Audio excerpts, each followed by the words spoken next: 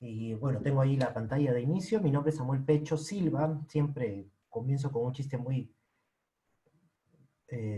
simple. ¿Saben por qué soy neumólogo, no? Pecho y Silva. Estaba incluida mis apellidos, la especialidad que iba a escoger. Tocaré entonces el tema de impacto en la salud respiratoria, un poco hablar de lo que viene después de todo lo que estamos hablando del COVID, pero para centrarnos en el tema vamos a hacer unas pinceladas de el propio tema del COVID, su fase de transmisión, algo sobre clasificación, pinceladas sobre tratamiento, porque sé que hay unos temas mucho más interesantes y se dedicarán mucho más a hablar de esto.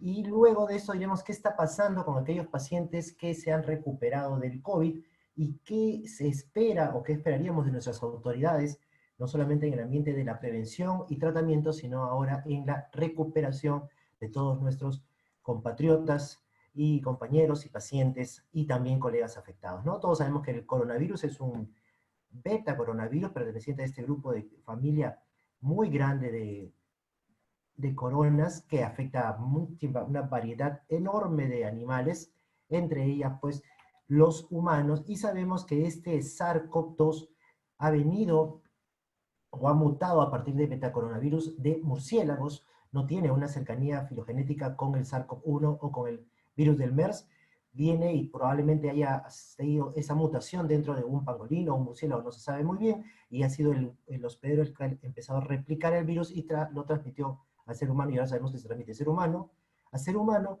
y que no existe ahora un hospedero intermediario, es directo de persona a persona, y fundamentalmente todos debemos recordar y reconocer que el SARS-CoV-2, que mide entre 60 a 120 nanómetros, se va a unir específicamente al receptor AC2, el AC2 que está en toda la vía respiratoria, corazón, tracto gastrointestinal, usando como una proteína de ayuda a esta TMPR y usando a su espiga con proteína S, que es específica de este SARS-CoV-2, para unirse a este receptor. Como vemos que la unión es específica, va a actuar a diferentes niveles del cuerpo humano, vía respiratoria, gastrointestinal, corazón, produciendo no una enfermedad necesariamente pulmonar, sino sistémica, como vamos a ver más adelante. Y sabemos que al ingresar libera su material genético, que es un ARN de sentido positivo, que va a empezar a replicarse y utilizar pues el armamento celular habitual hasta matar a nuestra célula y liberar más viriones, y que van nuevamente a producir este mismo ciclo de reinfección de una célula a otra dentro del mismo organismo.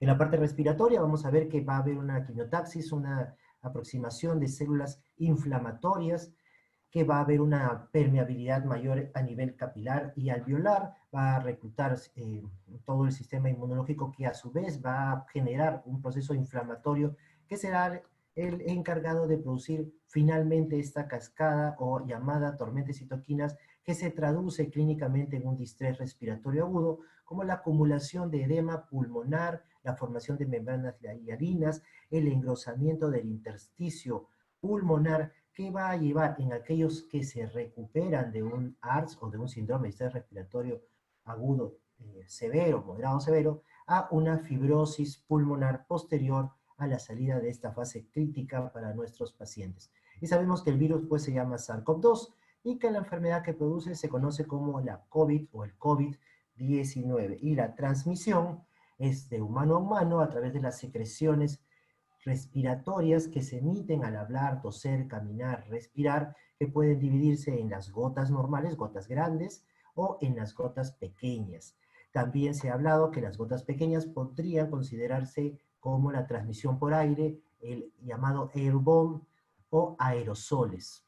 Entonces, hay un riesgo de transmisión por aerosoles, hay un riesgo de transmisión por gotas habituales, y hay un riesgo de transmisión de contacto directo, y además también por fomites o superficies que quedan contaminadas con virus viables durante algunas horas, dependiendo del tipo de material. Y por ahí también se ha reportado algún caso, en general tengo en la mente solo un caso, de transmisión vertical, de madre a niño, con una demostración y aislamiento de virus en el neonato. ¿Qué otra enfermedad respiratoria se transmite por aire o por aerosoles?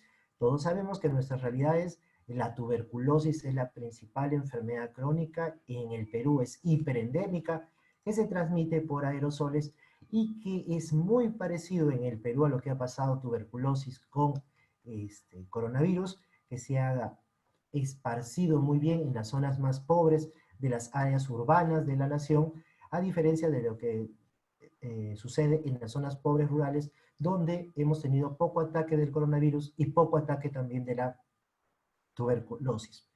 Muy bien, ¿y cuánto tiempo se incuba para poder entender la dificultad de aislar a los pacientes y poder cortar la transmisión precozmente? El SARS-CoV-2 se incuba, o sea, desde que yo me infecto hasta que produzco síntomas, un promedio de 5 a 7 días, en un rango que va de 2 a 14. De ahí viene el primer tipo de aislamiento, que es el aislamiento a aquellas personas que han estado en contacto directo o contacto de riesgo con una persona que estaba en la fase de transmisión de la enfermedad. Para la influenza, por ejemplo, o para algunas otras enfermedades virales respiratorias, el tiempo de incubación es corto, por lo tanto, la persona necesita menor tiempo de aislamiento para poder definir si va a contagiar o no. Y también se ha empezado a conocer que el SARS-CoV-2 no va a contagiar a todas las personas que estén cerca a un foco infectante. 10 a 30%, digamos, en ese rango tan amplio, dependiendo de las características de la persona, del ambiente, de la temperatura, de la carga viral, pueden no infectarse y un 70-90% sí.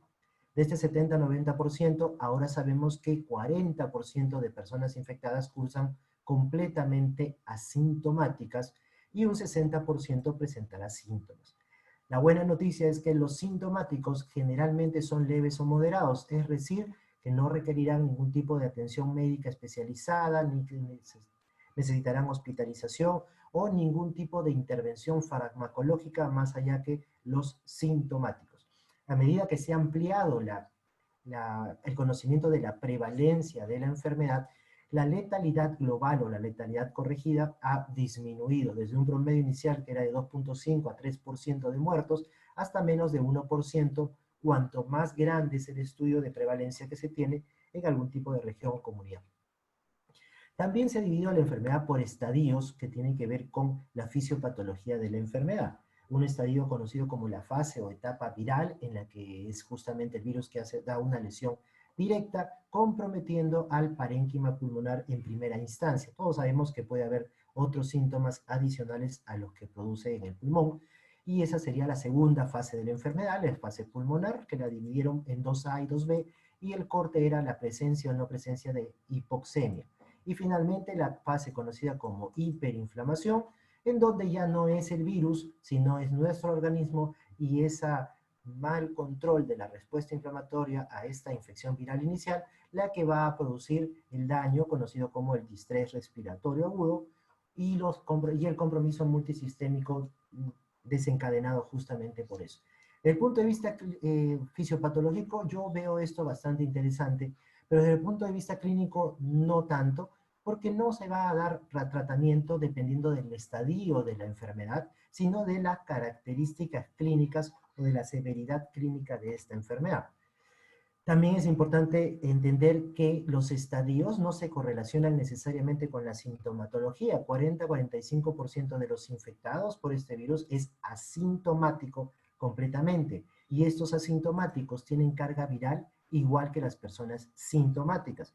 Por lo tanto, van a comenzar a contagiar en la misma proporción inicial que un sintomático, solo que lo harán en un tiempo más reducido que una persona que presente síntomas.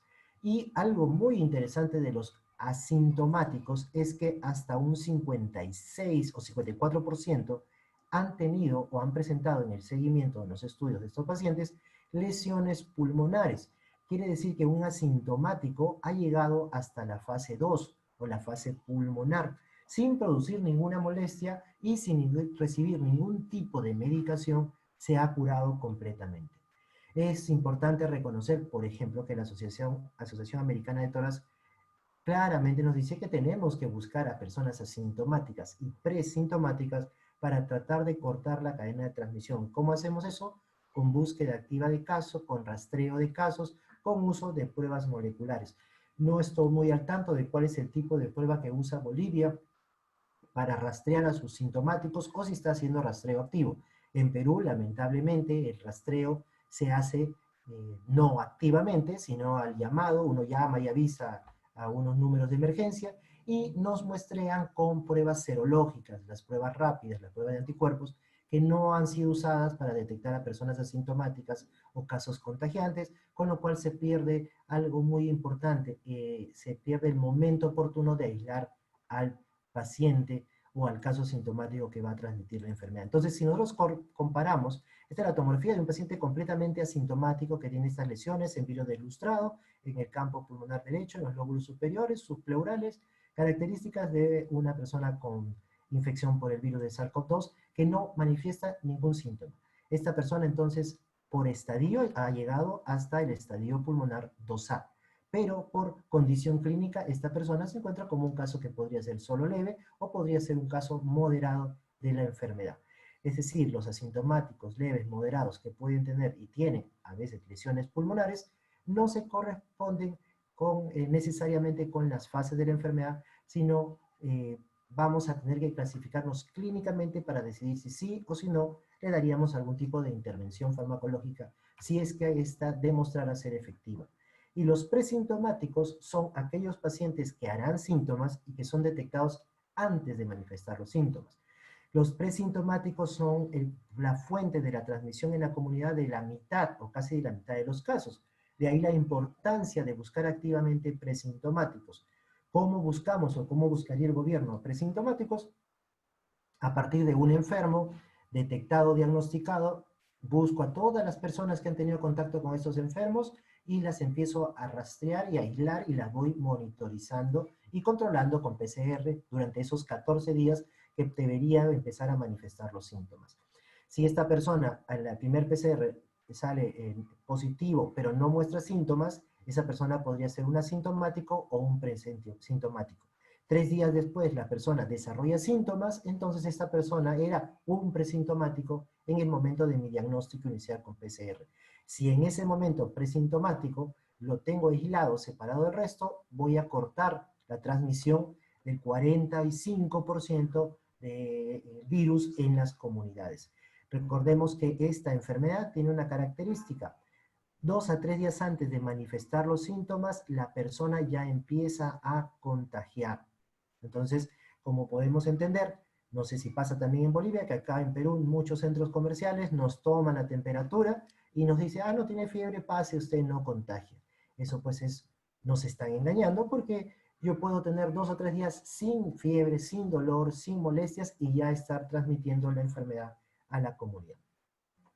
Y sabemos también que la producción de anticuerpos IgA, IgM, IgG se da a partir del 7º a 10º día del inicio de la sintomatología y puede durar, ahora sabemos, hasta 3 meses positivos y una prueba de anticuerpos positiva no es igual a estar en la fase de enfermedad y generalmente el momento en que mi prueba se hace positiva, serológica para anticuerpos, yo ya dejé de contagiar hace por lo menos unos días o una semana.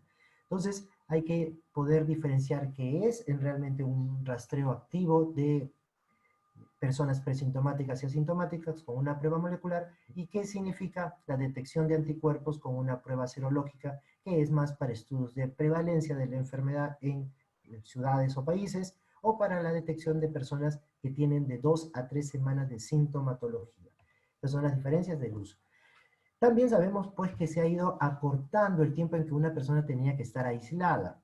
Ahora, reportes actuales nos indican que entre el 7º y 10º día, una persona pierde la capacidad muy rápido de transmitir la enfermedad. Aunque el PCR pudiese estar positivo, ese PCR, ese virus que se aísla y se trata de cultivar, ya no es viable. Para el día 15, menos del 5% de personas que tengan un PCR positivo tendrán una cantidad viral suficiente para que crezca en un cultivo y por lo tanto para decir que pueda contagiar. Entonces el tiempo de aislamiento de las personas se ha reducido bastante. Si una persona da PCR positivo y no tiene ningún síntoma, basta 10 días para que deje de estar aislado. Y si una persona tiene un COVID en grado leve o moderado, balstan 15 días desde el inicio de los síntomas para también indicarle que ya esta persona no está contagiando. El pico de la transmisión de la enfermedad es en la fase más precoz de esta, o sea, 2 a 3 días antes de comenzar los síntomas, hasta unos 3 días hasta 5 días de haber comenzado ellos. Acá, para poder aislar a esta persona, tengo que ser muy activo desde el punto de vista de gobierno, administrativo, de los ministerios de salud, del rastreo que un personal específico busque y aplique pruebas correctas, porque esto no lo vamos a poder detectar con pruebas serológicas y acá se está produciendo la mitad de la transmisión del coronavirus en nuestros países, en nuestras regiones. Eso es sustentado por algunos artículos donde muestrean a personas en diferentes etapas de la enfermedad y se han dado cuenta que rápidamente una persona empieza a contagiar y rápidamente deja de hacerlo a través de cultivos virales. Y lo mismo nos dicen los estudios sobre pruebas serológicas o pruebas rápidas o pruebas de anticuerpos, en los que para alcanzar una buena sensibilidad la persona tiene que tener 3 semanas de haber iniciado los síntomas. Algo interesante también que nos ha empezado a demostrar las revisiones sistemáticas es que las pruebas de electroluminiscencia y quimioluminiscencia son mucho mejores que las pruebas de LISA y ya no deberíamos estar utilizando las pruebas de flujo lateral que también entraron con mucha fuerza, por ejemplo, en el Perú. Entonces, cuando uno vaya a hacerse una prueba serológica, tiene que tener en cuenta qué tipo de prueba está realizando. Estudios sobre las intervenciones a nivel macro, sea el gobierno, para saber si fueron adecuadas o no, nos dicen que solamente recluir a las personas en cuarentena en esta pandemia no iba a ser suficiente para controlarlo. La cuarentena tenía que estar acompañada de diferentes intervenciones como la reducción del aforo en todo tipo de lugares, el cierre de negocios de alto riesgo, el cierre de negocios no esenciales, el cierre de escuelas y universidades y la permanencia obligatoria y larga en los hogares. Estos puntos eran importantísimos porque impactaban directamente en la reducción del R. El R es el número de personas que contagia cada enfermo por COVID, que está en el orden de 2 a 3 o 2.5 en promedio. Y también es importantísimo reconocer que el número de pruebas moleculares que se hacen, que un gobierno hace en su país, está inversamente proporcional con el control. A más pruebas, perdón, es directamente por mayor número de pruebas, mayor control de la enfermedad. Menor número de pruebas moleculares, menor número de control de la enfermedad. Y luego viene la parte ya que tiene que ver con nosotros, con la población, ¿no? La distancia social, idealmente 2 metros, la separación entre persona y persona, el uso permanente de una mascarilla adecuada y de manera correcta, cuando nos encontremos cerca a otra persona en ambientes cerrados y poco ventilados, y podría adicionarse las caretas o máscaras faciales. No sé exactamente cómo está Bolivia. En Perú, por ejemplo, se ha ordenado que las personas que suben a los transportes públicos, adicionalmente la mascarilla, tenga que ponerse una careta facial. Sin embargo, esa medida no la he encontrado en otros países y no sabemos si realmente va a ser positivo o negativo. En algún momento el gobierno peruano también le pidió a la población que tenía que usar guantes obligatoriamente en las calles y eso se convirtió en una total locura. Por suerte, 2 o 3 días de haber emitido ese decreto por el gobierno, tuvieron que ir para atrás porque no funcionaba ni iba a funcionar. Es importantísima las mascarillas para la población y sobre todo deberían ser esas mascarillas quirúrgicas que son las que mejor retienen las secreciones de la persona que lo porta para evitar la transmisión a nivel comunitario. Algunas mascarillas como las bandanas, que acá se usan mucho alrededor del cuello, o los pañuelos, pueden inclusive ser más peligrosas que no usarlas porque pueden fraccionar las gotas gruesas en aerosoles y hacer que se transmita mayor tiempo en el aire y pueda contagiar a mayor número de personas. Y ya sabemos que no existe ningún tipo de pastilla milagrosa o profiláctica que evite que nos enfermemos si no guardamos las medidas necesarias entre nosotros como población y si el gobierno no nos apoya con otras medidas de cierre de locales innecesarios, por ejemplo. Esto se repite en diferentes reflexiones. No hay una pastilla que evite la prevención. El Instituto Nacional de Salud de Estados Unidos también claramente lo dice. Nada va a prevenir que me contagie si yo no guardo las medidas preventivas conocidas: distanciamiento, mascarilla y aislamiento, y evitar lugares cercanos. Otro problema que se está viendo es con esta reapertura de los negocios, está empezando a aumentar el número de contagios y una de las zonas donde ha aumentado es justamente los restaurantes. Acá en Perú tenemos, hasta ayer teníamos la prohibición de salir los domingos para evitar las reuniones familiares, que el gobierno nos decía que era el principal lugar donde en Perú teníamos contagios. cuando los domingos nos juntábamos en familia. Nosotros respondimos diciendo que este era un virus muy metódico, muy ordenado. Él no salía de lunes a sábado, él solo salía el domingo y solo se metía en las casas en las reuniones, lo cual pues es una falsedad. El virus trabaja ininterrumpidamente contagiando de lunes a domingo en cualquier tipo de reunión y específicamente en restaurantes. Ya se ha visto que los restaurantes siguen constituyéndose, por ejemplo, en lugares de transmisión de la enfermedad porque las personas se quitan la mascarilla para conversar y se sigue pues eliminando tanto gotas como aerosoles. Y no se sabe qué va a pasar con los vuelos en avión, aunque los vuelos en avión están teóricamente protegidos o tienen un filtro EPA que estaría purificando al 99.97% del aire dentro del avión. No se sabe qué pasa si tú te sientas al costado o cerca delante de una persona que esté en una fase presintomática, porque ese filtro no va a ser tan rápido, tan efectivo para evitar que se transmita la enfermedad dentro de los vuelos.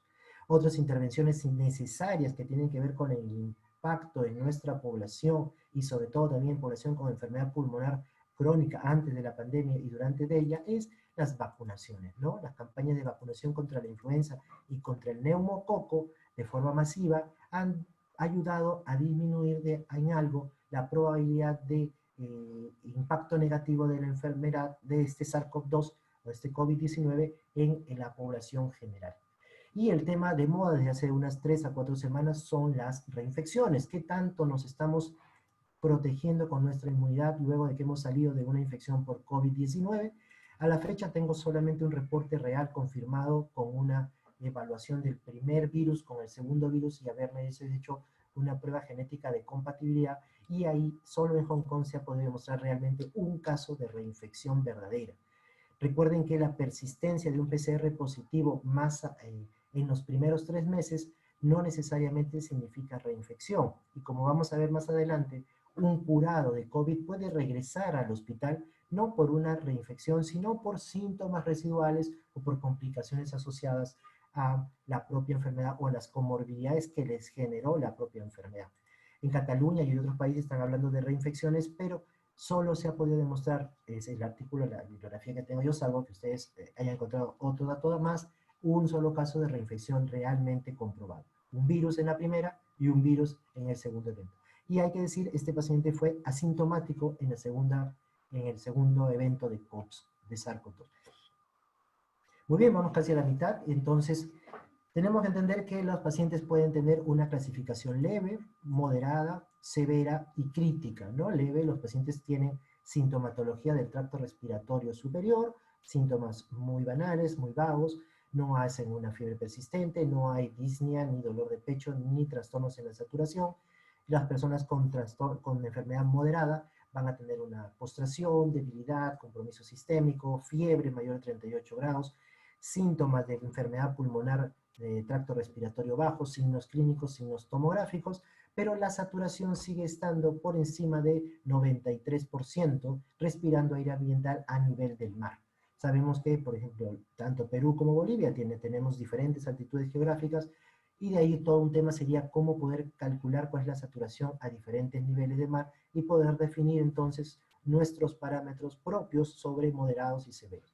Y severo es la persona que tiene ya un compromiso pulmonar con hipoxemia, con una desaturación de 92 para abajo en reposo a nivel del mar, respirando aire ambiental, o un excesivo aumento del trabajo respiratorio medido por la frecuencia respiratoria mayor de 30 o un PAFI de 300 para abajo. 300 para abajo de PAFI es parte de los criterios diagnósticos de un distrés respiratorio agudo. Y la etapa crítica de la enfermedad es falla respiratoria, requerimiento de ventilación mecánica y no invasiva o invasiva, y algunas otras complicaciones como deterioros multiorgánicos o necesidad de reposición, por ejemplo, de la función renal u otras que en general son comunes al COVID como a otras enfermedades. Y sabemos que todos los varones estamos en desventaja con respecto a las mujeres debido a un proceso que se ha ido identificando más claramente, que no tiene que ver con cuestiones hormonales, sino con una forma en la que nuestro organismo, hombre-mujer, trabaja con respecto a determinar y mantener un estado de inflamación y de protección. En este caso, las mujeres lo hacen mucho mejor que los hombres. Y el Perú, esta es estadística hasta ayer, es uno de los países que a nivel mundial, lamentablemente, ha sido reconocido como uno de los peores, bueno, en realidad es el peor del mundo en el manejo y control de la pandemia, tanto a nivel de salud como a nivel económico. Somos los que más económicamente hemos caído y somos los que peor en el nivel salud también estamos. Quintos en número de casos a nivel mundial, primeros en el número de muertes por millón de habitantes y de estos 5 primeros en el número de casos por millón de habitantes y uno de los países con la menor cantidad de habitantes, ¿no? Solo 33 millones con respecto a otros países que superan los 100 y además uno de los países con el menor número de pruebas moleculares realizadas. Esto realmente quiere decir que si hubiésemos hecho más pruebas y hubiésemos hecho más moleculares, estaríamos mucho peor. Comparemos algunas ciudades, quiero lamentablemente criticar un poco al manejo en mi país para que Bolivia no cometa los mismos errores. Estas son las prevalencias que hay en diferentes ciudades de Estados Unidos, prevalencias del SARS-CoV-2. Desde 10% en Wisconsin hasta el sur de Dakota, 18%, ¿no? Entonces, menos de 20% de prevalencia. Estaba Estados Unidos y todos los países del mundo muy lejos de alcanzar la probable inmunidad de rebaño. ¿Qué ha pasado en Lima? En un estudio de prevalencia, Lima tiene 25% de prevalencia, de lejos mucho más alta de cualquiera de estas ciudades que han sido evaluadas, mucho más alta que Suecia, que no hizo aislamiento, mucho más alta que Nueva York y que Italia. Y ahorita estamos estimando que ya estamos en un 30-35% de prevalencia. Una ciudad de la zona de la selva del Perú, Iquitos, tiene un estimado de prevalencia del 70%. Ellos no tuvieron una primera ola, ellos tuvieron un primer maremoto y destruyó todo lo que pudo haber y es probable que no tengan segunda ola porque ya no existe persona que no esté contagiada. Y en personal de salud, el 24%, por ejemplo, para algunos hospitales de Estados Unidos tenían personal contagiado y data de un hospital justamente de la Amazonía peruana, el 58% de los trabajadores estuvo contagiado. O sea, hemos duplicado cualquier peor pronóstico que una persona hubiese pensado, acá en el Perú lo hemos logrado. Y tenemos también una de las tasas de muerte en personales de salud más altas de todo el mundo, casi 5% de letalidad dentro de los médicos. Ese es un artículo que publicamos hace poco, donde por ciudad se ha calculado pues, la tasa de letalidad corregida y llegando desde por encima de 5 hasta un promedio de 4. Esto es realmente, realmente triste. Y con respecto al tratamiento, no nos ha ido tampoco muy bien. Muy temprano en la pandemia, en abril, ya se hablaba que no había ningún tipo de tratamiento y que los tratamientos tenían que ser conversados con los pacientes. Los primeros fármacos en caer fueron el lopinavir y el ritonavir, que ya sabemos que no se deben usar. Un fármaco como el remdesivir, un antiviral que fue casi exclusivamente comprado por Estados Unidos y por la gestión de Trump. Por suerte está bien que se lo haya llevado porque el remdesivir no ha demostrado ningún tipo de efecto favorable sobre mortalidad, no es diferente a placebo, y solo reduce en promedio 3 días el tiempo de recuperación clínica, no la cura, sino la recuperación clínica, cuando se consume durante 10 días. El remdesivir se estima que debe estar costando entre 600 a $1000 por día para solamente reducir 3 días de recuperación, pero recién a partir del día 11, por eso hay que tener mucho cuidado con el uso de remdesivir en pacientes severos, ¿no? Y en pacientes moderados también se ha probado remdesivir, también con un beneficio clínico muy, muy pobre, poco robusto, poco realmente aplicable para el costo tan alto del fármaco, por lo que personalmente no sería para mí una recomendación para nuestros países.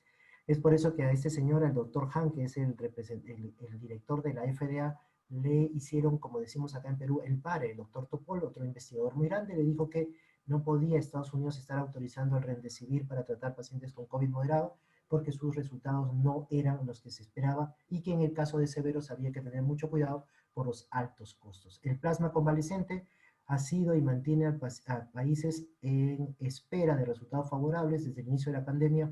No mostró buenos resultados, no se le recomienda fuera de ensayos clínicos. Se le volvió a decir a Estados Unidos, a la FDA, que por favor no invente data, que el plasma fresco, plasma convalescente todavía no ha demostrado ser adecuado, y esto lo repite la Asociación Americana de Tórax, y diferentes guías nos dicen que tengamos mucho cuidado con ello.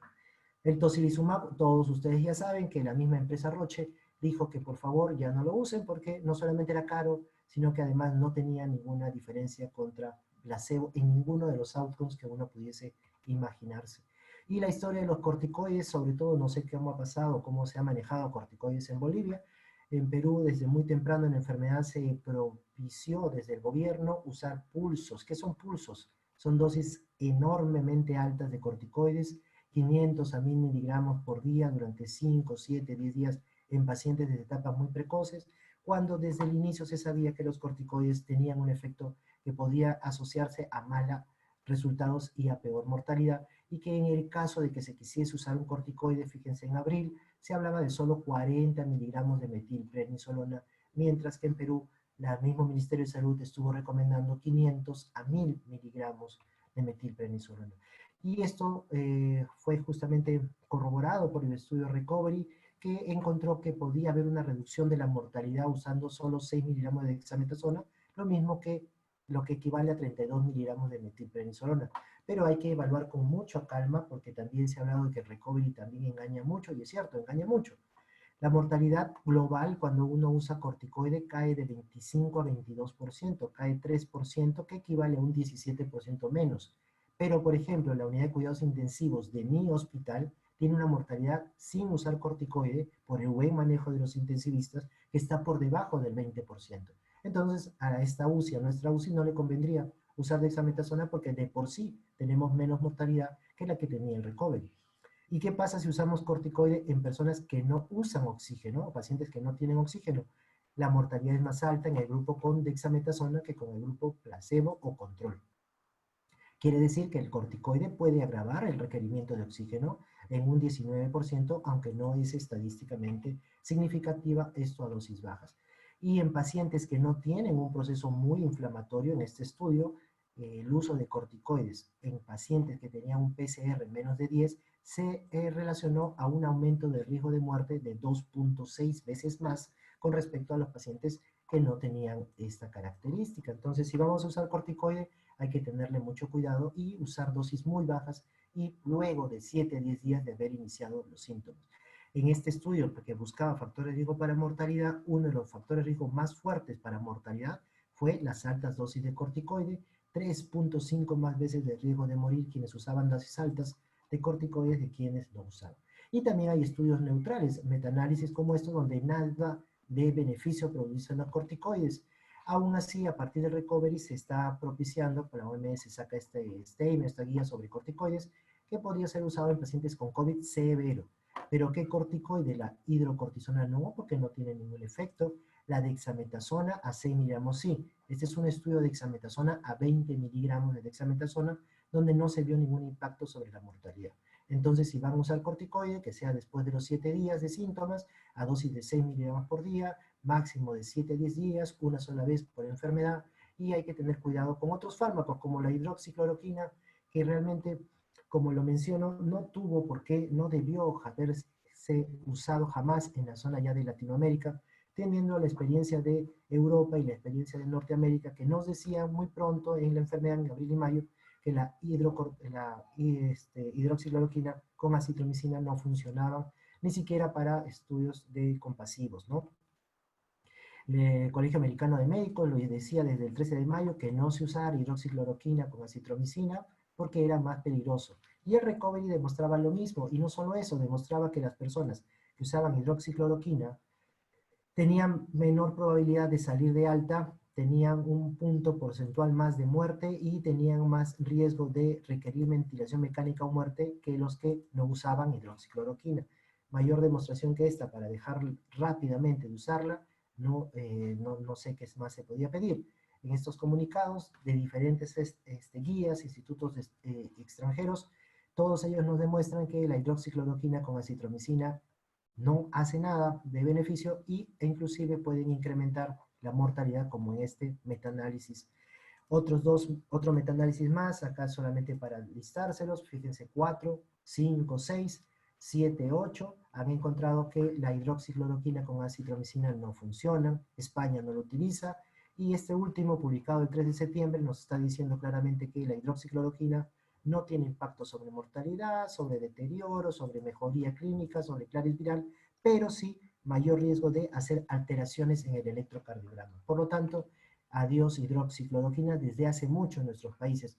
Personalmente, desde marzo a abril pedíamos que no se utilizara, perdón, abril-mayo pedíamos que no se utilizara hidroxicloroquina en Perú. Sin embargo, hasta la fecha, muchos médicos y las propias instituciones de salud oficiales, Ministerio de Salud y E-Salud, siguen repartiendo hidroxicloroquina y acitromicina. Y la ivermectina es una locura completa. A partir de un ensayo in vitro en donde se mataba al virus se mataba al virus cultivado en células por la ivermectina, se empezó a creer que eso podría funcionar. Sin embargo, todos sabemos que la dosis que usó el investigador Cali para matar el virus en cultivos celulares era 70 veces más alta que la dosis que se podía alcanzar con la ivermectina a nivel oral. No sé si Bolivia también está en la locura de la ivermectina, pero acá medio país ha recibido ivermectina y seguimos estando en el quinto lugar a nivel mundial en casos y en el primer lugar de muertes. No tenemos ya ningún parásito, nuestra población dejó de tener parásitos, pero seguimos muriendo por COVID. Muy bien, entonces avanzamos para decirles en conclusión qué tendríamos para el tratamiento de los casos leves y moderados. Tenemos aislamiento, reposo, mantener la movilización, alimentación, hidratación y sintomáticos condicionales, es decir, paracetamol con o sin algún antiinflamatorio, antitusígeno o cualquier otro. Eso es todo lo que necesita un paciente leve y moderado para restablecerse completamente, obviamente controlando si existe o no algún factor de riesgo y, como vamos a ver, monitorizando la saturación para detectar hipoxemias precoces e intervenir con el oxígeno de manera efectiva. En los casos severos, o sea, aquellos pacientes que ya empiezan con la desaturación o tienen un compromiso pulmonar mayor del 50%, el oxígeno es lo mejor que podemos hacer, ya sea de manera convencional con cánulas o sistemas Venturi, o las cánulas nasal de alto flujo, combinando con pronación junto a ventilación mecánica no invasiva o CPAP, más pronación.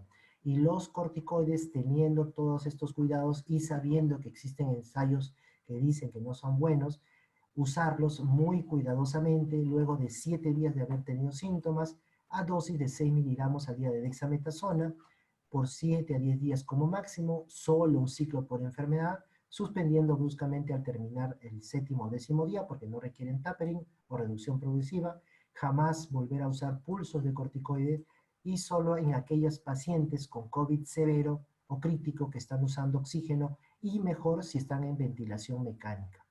El Remdesivir es caro, como hemos mencionado, eh, solo para pacientes que usan oxígeno, no debe ser administrado en pacientes que están con ventilación mecánica, invasiva, no invasiva o cánula de alto flujo, ni en ECMO, y debe ser dado por 5 días si su beneficio es mínimo y su costo es alto. La anticoagulación es una de las intervenciones también interesantes que debemos pensar en todo paciente severo que se hospitaliza, que está crítico o que está agudamente enfermo, la profilaxis para reducir el riesgo de complicaciones tromboembólicas, y los antibióticos solo, pero solo, si existe una infección bacteriana concomitante, la cual, como hay y se ha estado reportando, es poco frecuente, ¿no? 4 a 5% de personas con COVID que llegan al hospital tienen una enfermedad bacteriana y entre un 15 a 17% de personas con COVID que han estado hospitalizados desarrollan una infección bacteriana, sobre todo si están hospitalizados en UCI. Quiere decir que el uso de antibióticos de manera generalizada para pacientes con COVID no es una práctica clínica adecuada. Y los críticos, los casos críticos, bueno, quedan a cargo de los expertos en medicina intensiva que van a luchar no solamente contra el virus, sino contra las complicaciones y a estas complicaciones pulmonares y sistémicas y tratar de reducir la mortalidad al máximo y tratar de reducir las lesiones seculares en el pulmón. El uso de los pulsioxímetros debería ser una de las mejores intervenciones que nuestros gobiernos podrían hacer. En vez de estar repartiendo medicamentos o fármacos inútiles, darles pulsioxímetros, casos leves o moderados, para que monitoricen su función, su saturación durante el curso de la enfermedad y post-enfermedad sería lo mejor que se podría hacer. Eso está demostrado en diferentes artículos donde cuando a un paciente se le da un pulso oxímetro, se reduce la necesidad de que vaya a emergencia por gusto y el paciente que va a emergencia lo hace en el momento preciso y reduce el tiempo de llegada oportuna al hospital y el uso de oxigenación. El dióxido de cloro en Perú ha sido todo un problema, la gente que quiere tratarse con lejía, lamentamos las noticias que nos llegan desde Bolivia y de que el Congreso ha querido aprobar la lejía. Realmente si quieren usar lejía que la hagan en sus propias ropas o en sus caños o en sus baños, pero no para las personas y los pacientes, ¿no? El Instituto de Evaluación de la Tecnología de Perú está en contra, como todos nosotros, de la lejía, y una revisión sistemática de la información con metaanálisis no encontró ningún solo artículo publicado en ningún buscador médico donde exista pues algún caso reportado de que la lejía funciona. Entonces, lejía para la ropa y los baños, nada más. Y las comorbilidades respiratorias son importantísimas, sobre todo estas más frecuentes, asma, EPOC, en Perú tuberculosis y la fibrosis pulmonar idiopática. Recuerden que hay que mantener el tratamiento de todos nuestros pacientes. No hay que tenerle miedo a los corticoides inhalados, ya que no van a agravar la enfermedad ni van a hacer que la persona se enferme con mayor, que se infecte con mayor rapidez que una persona que no usa el corticoide inhalado. Por el contrario, un paciente con asma que requiere un controlador como el corticoide inhalado debe continuar usándolo para controlar la enfermedad y reducir el riesgo de complicaciones en caso se contagiar. Y los pacientes con EPOC que requieran corticoide inhalado también deberían mantener el corticoide inhalado dentro de su grupo de fármacos habituales. El asma entonces debe ser tratada correctamente durante la pandemia. Los pacientes con asma deberían protegerse más que un paciente que no, una persona que no tiene asma y por lo tanto tal vez para ellos sí sería adecuado que usaran un respirador N95 y vacunarse contra la influenza y el neumococo, igual que los pacientes con EPOC. Ya saben que todo paciente con EPOC debería estar siempre protegido con su dosis de influenza anual y su neumococo, ya sea la combinación de Prevenar 13 o de Neumo 23, cualquiera de las dos o las dos, dependiendo de sus esquemas de vacunaciones. Y la fibrosis pulmonar idiopática, que no debería recibir inhaladores, debería mantener su tratamiento de base o su tratamiento de soporte y su rehabilitación para tratar de mantener una adecuada función pulmonar que tolerase una infección por el coronavirus si es que se diese esta. Y un problema que hay en Perú es que nosotros también en la TV somos el segundo, perdón, en Latinoamérica somos el segundo país con mayor número de casos y la tasa de más alta y el mayor país productor de TB multidrogo resistente y de tuberculosis extremadamente resistente, que por el hecho de la pandemia todos los pacientes se han visto afectados porque los centros que administraban fármacos y además los centros que captaban asintomáticos han visto reducida su población de personal de salud para estas actividades y muchos de los pacientes con tuberculosis han descuidado el tratamiento y muchos casos de tuberculosis se han diagnosticado tardíamente, aumentando la transmisión en la comunidad. Ha sido terrible lo que ha pasado con no solamente las enfermedades crónicas respiratorias, sino con todas las enfermedades crónicas y todos los pacientes que se venían atendiendo periódicamente en los hospitales y que llevan por lo menos de 4 a 6 meses sin recibir una atención médica y teniendo que comprar ellos mismos sus propios fármacos. La fisioterapia va a ser necesaria en todos los pacientes con COVID, sobre todo en los severos y críticos, y debe iniciarse desde que el paciente se encuentre estable dentro de la hospitalización o dentro de la unidad de cuidados intensivos. Esto va a reducir a la larga el manejo, va a mejorar el manejo del paciente post-COVID. No tengo claro el término que se va a poder usar. Algunos hablan del síndrome post-COVID y otros hablan del manejo post-agudo COVID, ¿no? Cualquiera de los dos términos hace referencia a las secuelas, dolores, molestias, sintomatología y alteraciones funcionales y tomográficas que tienen los pacientes hasta por lo menos 3 meses, que es lo que se ha podido estar describiendo. En este pequeño grupo de pacientes, ellos fueron monitorizados a las 6 y 12 semanas después del alta y tenían aún lesiones pulmonares y tenían aún síntomas.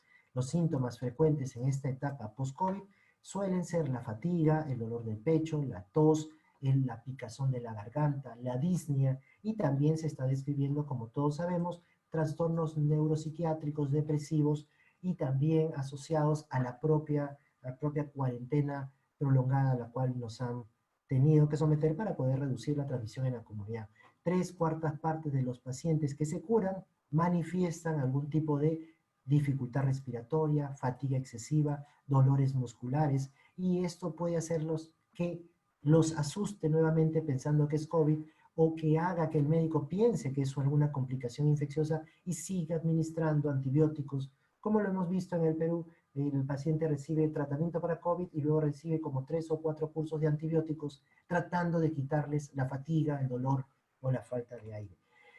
Muchos pacientes van a tener complicaciones, como hemos mencionado, y un grupo de ellos va a regresar a la emergencia. 10% en los 28 días del alta regresa a la emergencia y 7% requiere hospitalización. Es interesante que los que regresan más al hospital han sido los casos leves, moderados, y conforme se hace más grave el cuadro de COVID, regresan menos. Tal vez porque ellos saben que su recuperación va a ser más larga y se sienten y tienen la noción y la idea de que esto va a ser así, y por lo tanto buscan menos atención en el propio hospital, sino ya están conscientes de que requieren una fase de rehabilitación. En cambio, los casos leves o moderados y algunos severos que tienen estos dolores persistentes, debilidad, molestia, tos, dolor de cabeza, dolor de garganta, consideran que no se han curado y vuelven a regresar al hospital. Los síntomas que persisten son bastantes, se están reportando cada vez más, desde los síntomas pulmonares, los síntomas neurológicos.